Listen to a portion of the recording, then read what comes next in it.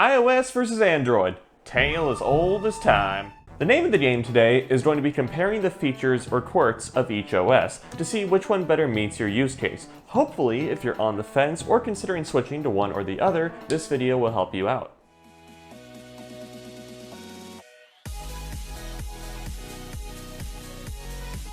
So let's start with our first demographic, the normies. Like it or not, the casual user base is definitely the largest and who pretty much all phone brands try to appeal to. To save the drama for this section, iOS is just a straight up better experience for normies, and here's why.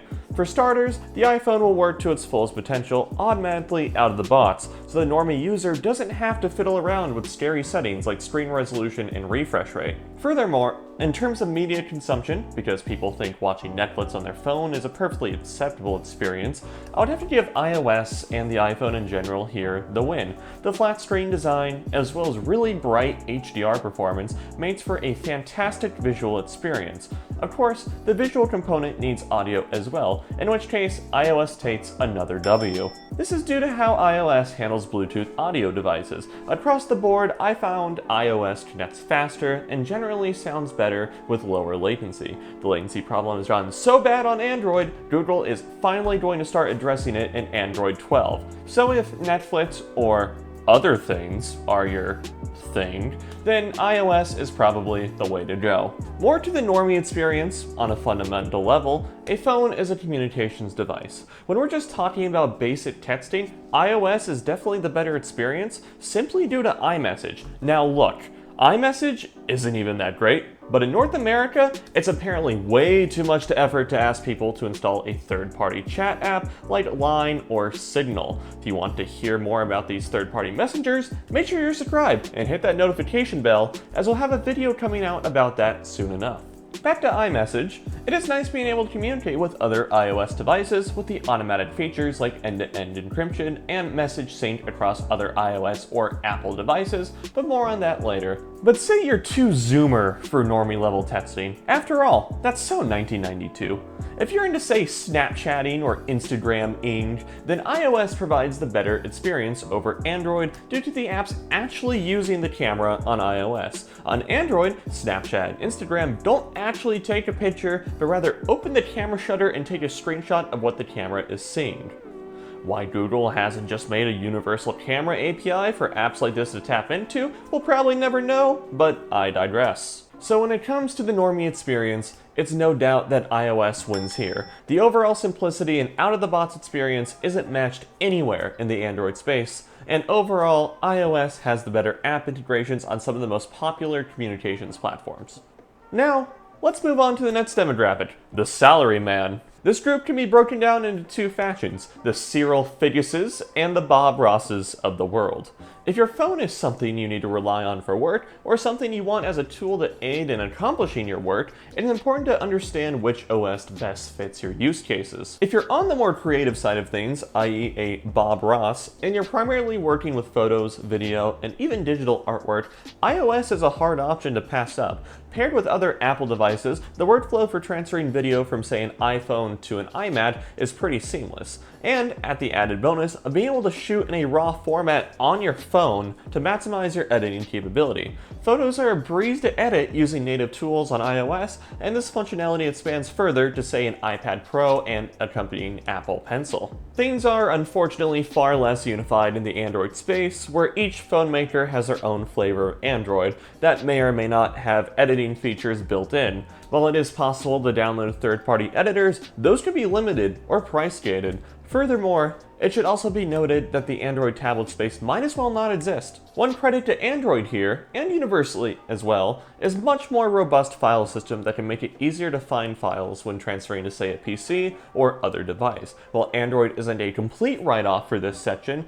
as depending on the hardware you choose, Android phones equipped with a stylus can make for a precise editing experience. However, overall, especially when paired with another Apple device, the Bob Ross style workflow is hard to beat on iOS. But what if spreadsheets are more your jam? Or maybe you need to follow great walls of text, sign many different contracts, reference two different sources on the same phone simultaneously? There's a good chance that Android is the better choice for you in this case.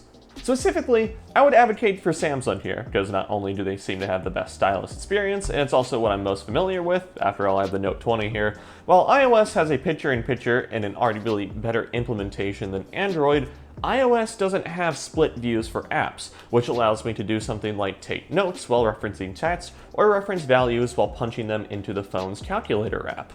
Marking up a PDF file to do things like annotate or sign a document is a breeze on Android also, assuming you get a phone that comes with or supports a stylus. Finally, there is a slurry of Android devices that offer taller aspect ratios and higher resolution screens, which make text consumption all the better experience, but it's all about choosing the right device here. Your choice between iOS or Android as a tool for work really comes down to many different factors, and it's up to you to research which OS would best suit your needs. While both OSs do each style of work competently, as previously outlined, there are some nuances to each OS that make them excel in their field. And of course, the last compounding factor to consider is going to be the equipment you have at work also. Work in video editing but use a PC instead of a Mac, then Android would be recommended over iOS in this case. Finally, let's talk about the most oppressed group of them all. Gamers. There are some truly killer games out on the phone right now, from Genshin Impact to PUBG. Even some mobile-only games, which I generally tend to find iOS having better exclusives in this sense. But despite iOS probably having better exclusive games on the App Store and Apple's mobile A chip more than capable of running whatever game you throw at it, to put it shortly, if you're really into gaming on your phone, then Android is the way to go. It's not some nuance of the Android software that makes for a better gaming experience, but rather the hardware that's out there running Android. While flagship devices from Samsung and OnePlus will handle gaming no problem, dedicated gaming phones like the Razer phone, ROG phone, and the Black Shark, which you can watch our review of here, provide a next-level mobile gaming experience. Gaming phones often have features like higher refresh rates, a much higher capacity battery, lower latency input response, and some even have the ability to overclock their processor, and of course, who can forget RGB? So much like you would a gaming PC, getting a really good gaming experience on your phone, if that's your jam, comes down to choosing the hardware, which is one of the quintessential pillars of Android. There is, however, one last group that sort of deserves an honorable mention. That is what I'm going to call the tuners. There's a good chance that if you fall into this group, you're probably not watching this video. For those that want to really delve into every aspect of their phone, from custom ROMs and OSs to even some hardware modifications and hacking together things, there is a rich, vibrant world full of open source resources for Android. If this does sound appealing to you, however, then it should come with a warning, particularly if you're in the US, as most people in the US lease or finance their phones through their carriers. Oftentimes, carriers will lock these Android phones down, so doing things like installing a custom OS is impossible, if not extremely difficult and at risk of breaking your phone. And with that, that's going to do it. Leave a comment down below and let us know what mobile OS you're running and why. And of course, if you enjoyed this content and would like to see more of it, make sure you leave a like and hit that subscribe button. Also be sure to follow us on Twitter at tech_for_thought. Thank you all so much for watching, and I'll see you in the next one.